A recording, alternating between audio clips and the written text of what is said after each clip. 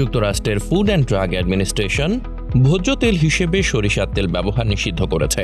শুধু আমেরিকায় নয়, কানাডা ও ইউরোপের কয়েকটি দেশেও সরিষার তেলের ব্যবহার নিষিদ্ধ রয়েছে। অপরদিকে অস্ট্রেলিয়া, নিউজিল্যান্ডে সরিষার তেল ঠিক কতটুকু রান্নায় দেওয়া যাবে তার পরিমাণ ঠিক করে দেওয়া হয়েছে।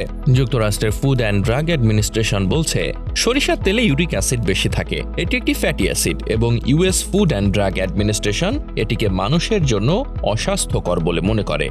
সংস্থাটির মতে, এই অ্যাসিড অতিরিক্ত মাত্রায় শরীরে প্রবেশ করলে বিপাকক্রিয়ায় প্রভাব পড়ে। ফলে রান্নায় প্রচুর পরিমাণে সরিষার তেল ব্যবহার করা হলে সেই খাবার হজম হতে দেরি হওয়ার পাশাপাশি পেট খারাপও হয়। US food and drug administration আরও বলেছে, এই যৌগটি বেশি পরিমাণে শরীরে প্রবেশ করলে মস্তিষ্কের ক্ষতি করতে পারে, স্মৃতিশক্তি ধীরে ধীরে কমে যেতে পারে।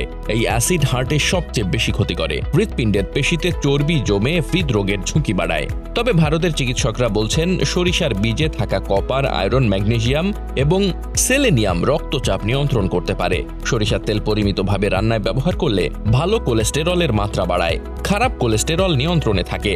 সরিষার তেলে ওমেগা-3 এবং ওমেগা-6 ফ্যাটি অ্যাসিড রয়েছে, যা শরীরে কোলেস্টেরলের ভারসাম্য বজায় রাখতে পারে।